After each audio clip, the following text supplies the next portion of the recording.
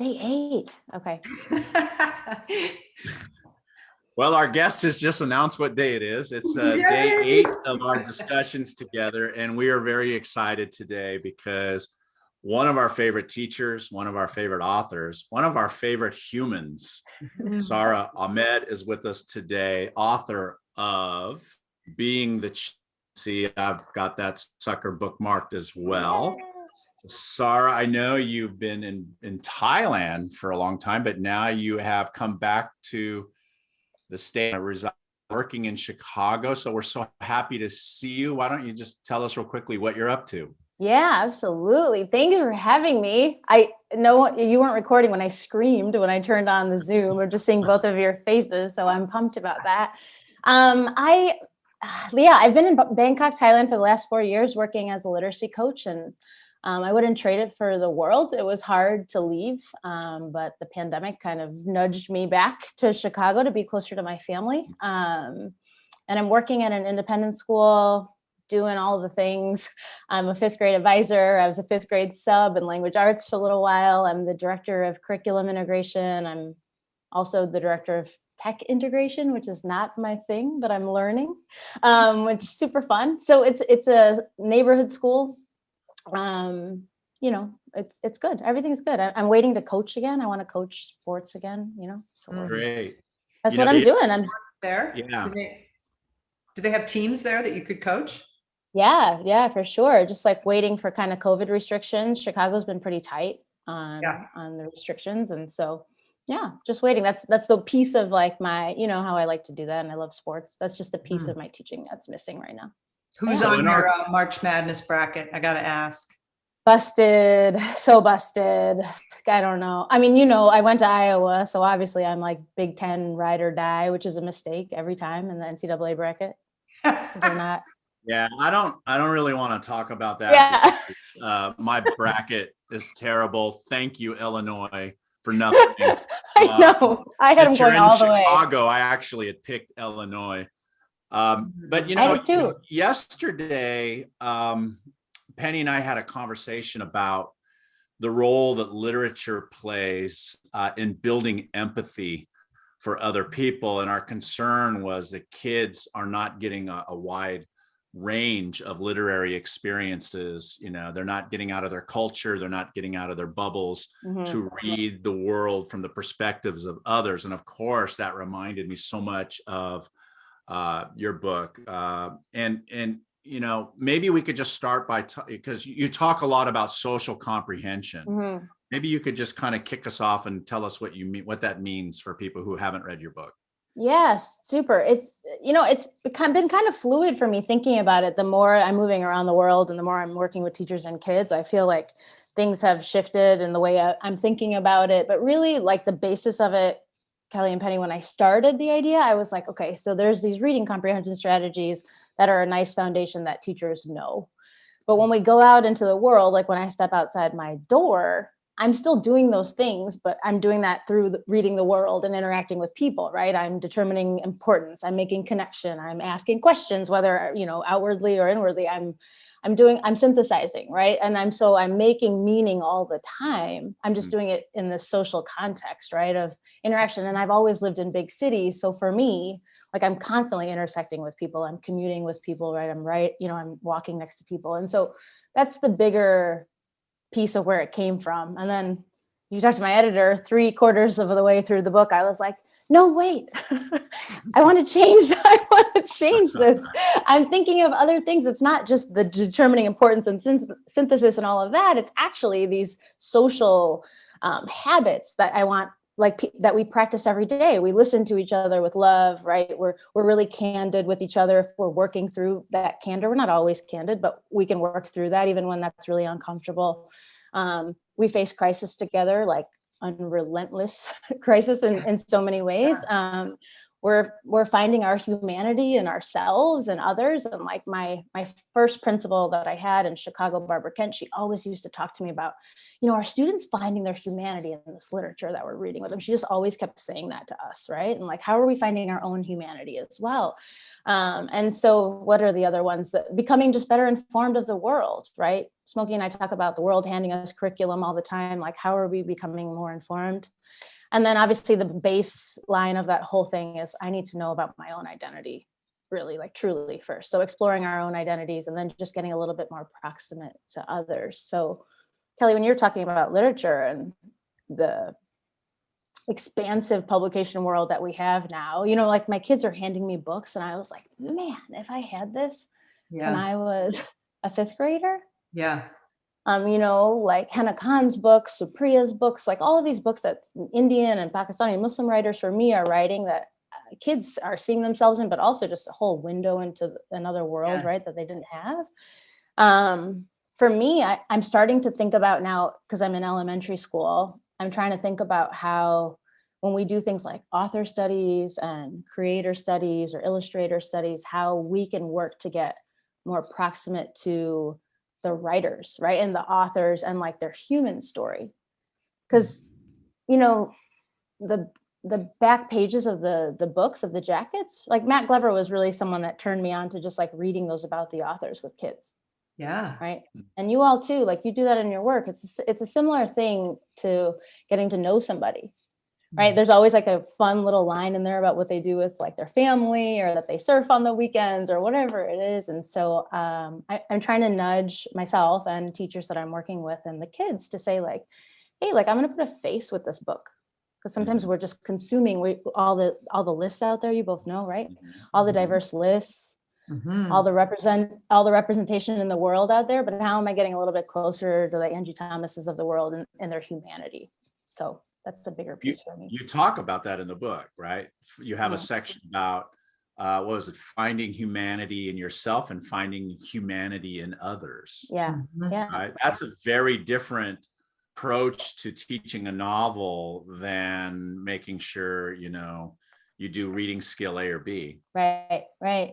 I mean, I think part of that is the identity piece, and that's why that's at the beginning of the book. It's because when I'm reading that and when I'm working on getting a little bit more proximate to whatever novel I'm reading at the time, it's more than just the skill set. It's like, what are my connections to the characters? What are my gaps? But also, what are my connections to the writer, especially if you're reading own voice text, right? Like I just finished Clap When You Land, which I know both of you have read. Yes, I'm sure. I love that. And I listened to it on audio, but for me, it was like a totally different experience because when Elizabeth Acevedo reads it, and she's the Dominican writer that's reading about the Dominican experience, then I am that much closer to that human story, right? Yeah. So, well, I also think in that book, the way she talks about it as being a very common experience to have had these two families. It's not like everyone, but that you would know of people who had experienced this. Absolutely. That's the kind of thing I need my students to see more of. You know, they can be isolated. Kelly and I have been talking about kids who stay in their own lane and only read about kids like themselves. Yeah. Only listen to music that other kids that they know like, and only, you know, you can create a bubble wherever you are that's just you and your buddies. Yeah. And we want literature to take them other places. I have to tell you, I don't know if you know Una, the picture book. I love this book so much. When I book talked yesterday, I bring Maisie all these books. And she says to me about Una, which she loves because she's sweet and kind of salty, this little character. She goes, Grandma, you always bring me books with brown people in them. I was like, did she? She's 3 and 2 months. And I was like, fascinating, right? And she doesn't say anything else about it. But you think about very white New Hampshire. I think we have to work harder to be sure that our kids see representation across the world. They're going into a world that does not look like New Hampshire. Oh man, Penny, in that moment, I would have just like dug in and been like, say more about that. You know, start doing like the conference with her. The poor kid would have been like, shut up. I know. She's like, just read, Grandma. Every time I do that, just read, Grandma. Yeah, no, of course. It's good she's noticing. So Sara, when you're working your school system, what are some things that you do to encourage kids or teachers to work with kids in a way that they will see the perspectives of others? Yeah, it's a good question. I mean, a lot of it is allowing the kids to guide the day or the period or the instruction, right? And that's the biggest piece for me, because a lot of times it's not what we do, I think that, you know, it might be a little bit naive in saying that, but my experience with that is it's never really what my intentions were. It's always where the kids take it. And so I let them take it there, you know, like Maisie is a perfect example. Like, where's she going? You want to follow their trail of questions. You want to follow their trail of thought. You want to be like, whoa, what sparked that in you that you're saying that out loud? You know, we were talking to advisory yesterday because we've been having some serious disagreements about Foursquare, and like it's bad, you know, it's rough out there on the Foursquare court. And one of the kids was like, I don't want to sound sexist, but when we're, you know, and as soon as he starts with like that sort of phrase, like there's so much connotation there, right? And he's like, but, you know, you girls, like they're talking in this way, right? And they're 10. Like, you girls don't understand when we're XYZ chanting and shouting and like sort of like pounding our fist, basically metaphorically, is what they were doing when they won, right? But then that like takes me to Brendan Kiley's book Tradition, like that, right? Just the trail of that. Yeah. So I don't know. A lot of it, Kelly, is just being quiet for me and like kind of you know, just if I could just shut up. Or I say in the book, like, just listen, don't wait to talk. Right. I think. Right. Yeah, there's a huge difference. Yeah. And I have to keep coaching myself. And while I'm doing it with teachers too. And with kids too. I'll say like, hey, it's okay that it's quiet right now. Like, I have to tell myself that for so long, right? Like, teachers want to jump in and save the moment or fill the space. So I had to sort of be like, there's so much growth happening in that quiet, and whatever tension is, someone is making meaning about something, right? So that's probably, it's not a great strategy to tell you, but it's mostly to be quiet. No, you know what I love about it is that it echoes what makes a good conference, is when you listen and your goal is not to come up with the teaching point, but to listen and try to understand where the kid is, both in reading and writing, to be able to just sit there and say, talk to me about what you're thinking about right now about your reading, or talk to me about how I could support you right now as a writer. And they start talking, and your job is to really pay attention. I think that's one of the key phrases from Don Graves' work, was just to, if the kid stops talking, you say more about that, because you want them to talk. And that a good conference means that the kid talks more than the teacher. Our job is to learn. Yeah. I know. And where did I pick up that line? What would you say if you didn't know? You know, when a kid says, I don't know. Who's someone, I don't know. I'm going to give the wrong person credit. I think it's Ellen Keene who did that. I think it is too. Conference I was in. I loved the question because I used it forever, right? Well, no, thank you, Ellen. I know I do it all the time too. And the kids will be like, I don't know where I'm going next in this, or I don't know. And I'm like, what would you say if you did know? And every time it was like magic. Because it's an escape hatch for the kid who doesn't want to really open up or really think too much. Right. Yeah, totally. So Sarah, something that Kelly and I have been wrestling with in our work that we talked about yesterday was how we would revise things we've written now that we are several years past them, right? Because we're all growing and learning and trying to give ourselves grace that we didn't have it figured out then. You know, when I published Book Love, I should have said more about, but I wasn't there. So what would you revise in your work? Man, what do you think? I say this every time I'm presenting. I say, well, your book's been out, what, 3 years now? Yeah, 2018. So I know. Any thoughts on something you might change or add to that? Yeah, I mean, that's a great question. A couple things that I've just revised already in doing the audiobook. You guys know that experience. I revised just even like the pronouns in there. And that's part of my learning and unlearning journey, right? You know, like we kind of went from that shift of like he to she. And now, you know, I'm making more intentional choices about switching to they. And in the audiobook, I did that for every single ambiguous pronoun unless I was speaking about a kid. And that just happened naturally. And that was a cool thing to watch me do, right? Like me outside of myself watch. And so that was important, but that led me to like my identity web, which I've seen and done 4,000 times. I've done a bunch of iterations of that. You know, you all have seen it, but I've changed so many things because the things that I'm asking teachers to work through are things like being really candid. And part of me wasn't candid on that identity web as I've learned more. Again, my pronouns aren't on there. my privileges, like I don't have that I'm able-bodied on there. So I've asked, Heinemann, since I want to revise my identity web and put that back in and make some changes. Some of the book lists I would change. I don't know if I could write an extra chapter.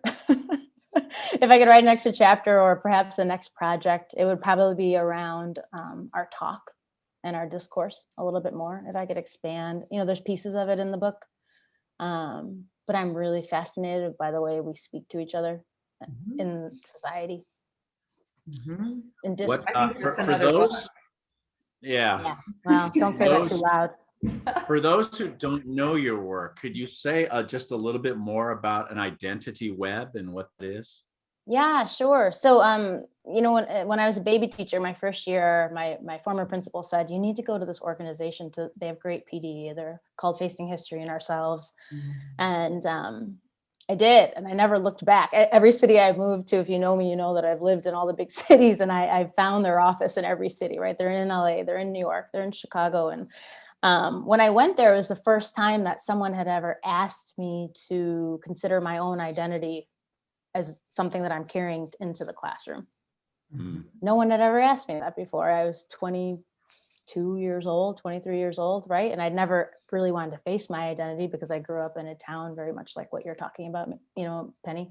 And so I didn't face it that much. And in fact, I probably hid it more than anything or tried to hide it and assimilate. But they asked me that. And I remember it, like, I'll never forget that paper where I was, all of it, but I got really emotional about it because there was so much tension for me to write down that I was Indian, or that my parents were Muslim, or, anything that happened to do with it. And so the web is it's something pretty simple, but it's just the basis of like putting your name in the circle and that understanding of like, this is me and all the things around me about how I identify and define myself.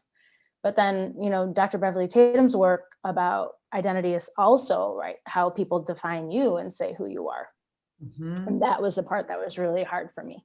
And so that was the work that I started doing with kids. So I'm writing all around my web, right? Like I'm a sister, I'm a godmother, I'm a teacher, I'm a runner, I'm a soccer player, I'm an athlete, and all of these things that are just lovely.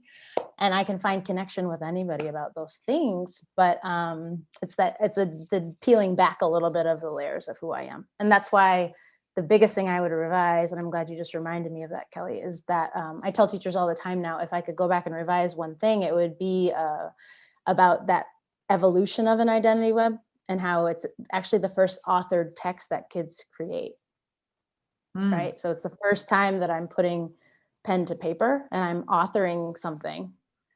And I used to just put it up on the bulletin board and they'd look cute, right? I'd do the little sketches and I'd use my markers and the kids would use their fun pens and all that stuff, and it'd go on the gingham bulletin board and it would look great. But then I realized with more work and Facing History, the reason why they're doing those webs at the beginning of every unit is because you have to put yourself in that space, right? And make that connection and then understand what your gaps are and understanding. I would imagine that's such a rich community builder with your students, right? Huge. You get to know your kids so much. Yeah, it's huge. Like so much of Don Graves' work is why I go back to that about knowing 10 things about them. And like, that's really about their humanity, right? Like, so when I'll talk with teachers, I'll say, like, when you're talking about kids, are you using school markers, like school identity markers, like things that go on report cards and cumulative folders and all that stuff? Or can you finish the sentences with like, I am sentences, or they are sentences? Can you say like, when you're talking about a student? Yeah, it got me a lot closer to them. And it's because of them that it happened, because I first thought it was like the Me Project at the beginning of the year, right? We all do those. But the kids started interacting with the webs and they started doing the mingling kind of on their own to say like, whoa, you read that too? I read that series, right? Or you play that game? Like I play that game too. So again, just another thing I learned if I'm John quiet. would so love that extension, because I saw him do this in workshops several times. So you list all the names of the kids in your class, and then you put next to their name something you know about them that has nothing to do with school. Right. And his point was, pay attention to the ones you aren't able to put something next to, because there's a reason that you don't know them. And then, does the kid know you know that? And I was always struck by the fact that we stand back sometimes and observe, oh yeah, but do we interact with them about that thing so they know, we know, they're the captain of the hockey team. And it's, Yes. right. That's such a different layer of the human question. And I can just see him listening to you and being like, yes, now you want the kids to interact with each other's webs. Right. Well, and it's because of him, right? Like that I can do that practice where I'll say to teachers, like, just list 5 students. And the extension of that is after we do that, when they list the 5 students and we try and see those students in nouns and verbs, you know, and looking at it that way. And then we look for that connection. I always use a kid named Kalen, who's a real kid for me in my life. And he had this brush with him in his back pocket all the time. And it was the biggest distractor for teachers ever. Like all day long, he's fighting with them about this brush, like he's getting sent to the office for it, all this stuff, like, and it'd ruin his day by 7th period, right? He's in trouble again over this brush. And so that's the story I like to tell, is like, I paused and I said, okay, so 10 of us are hounding him about this brush all day long. Like, let's just pause and see when he's using this brush. So we started doing the kid watching, right? So he's brushing his hair when he's at a locker because he's talking to a girl and he's a little nervous. He's brushing his hair in class when he's thinking. He's brushing his head, I should say. He's brushing his head in class when he's about to just get real pissed off about the history that we're reading. If you're reading Zinn, we were reading the young people's edition, and like you're going to get pissed off. It's an appropriate response to history, I would say. Right? So that it was really humbling for me to do that kind of work of grace and to be able to draw the line and go, I got nothing for this kid. Right. It was hard. Well, just identifying that sometimes it's about us and our problems with particular behaviors, or there was a group of kids that used to congregate right outside my door, just a little bit down the hall, and people would you guys move along, right? But they were like, they never had class together. And like, what is the problem? But like, we don't step back sometimes. We're so busy managing that we don't step back and go, this is the time when these boys, these young men get to be together. It's just interesting to me, right? We are in such a rush. I think in much of my career, I always got along with kids. I always liked kids, but I think it wasn't until late in my career that I understood the importance of that kind of connection and its effect on their academic performance. Totally. I can't even tell you how much, a lot of that came with the conferring when you get to know kids. But I love the idea of knowing something about every single kid. Before we wrap, Penny, do you think we have time for a couple or maybe 3 quick fire? We do some quick fire, off the cuff, bizarre, non-education questions. We call it the lightning round. This is very Brene Brown of you both. That's what I was going to say. We stole it from her. That's where we got it from. We stole it from her. All right, Sara. So real quickly, tell us something you are binge watching. Oh, Ted Lasso. Oh, yes. I've seen it twice. Oh my God. My husband goes, just started. Your iPhone. You have Apple TV. I can't watch it while you're gone. I'm like 5 episodes in, but like, I'm embarrassed to say I pretty much watched them all at the same time. Yeah. That's awesome. Okay. So what's the playlist that you write to? What's on your playlist? Oh, that's a good one. It's in the book. I published it. What's the playlist that I write to now? It's the same one still?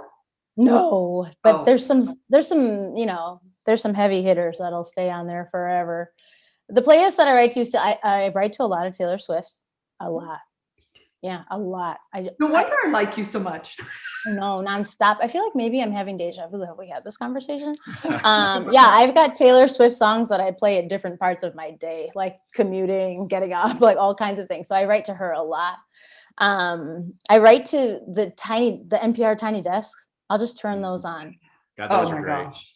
They're incredible. Her little concert was so great. All of them. They're even like the most recent Justin Bieber one. I'll just have those on. The Dua Lipa one's incredible. So I've kind of shifted, but yeah, that's a great question. I write to a lot of Taylor Swift. Do you have a writing habit? Is that with that? Sorry, I just want to ask a follow-up. Do you have a writing habit where you write every day or you write frequently? I write frequently. Yeah, I write when I run, which is weird. But it stays with me. I'll just write things over and over while I'm running. And if it gets down on paper, it'll get down on paper. But quickly. I don't know about you all, but like, do you sometimes like wherever you are in the moment? I don't always have my notebook like you both are so good at that, but it'll be a quick note on my phone or like Yep. a quick slide Yep. somewhere. So yeah. Nice. My last question, Sara, tell us one thing that people don't know about you that might surprise them. I don't know. I'm pretty open book. I think there's people.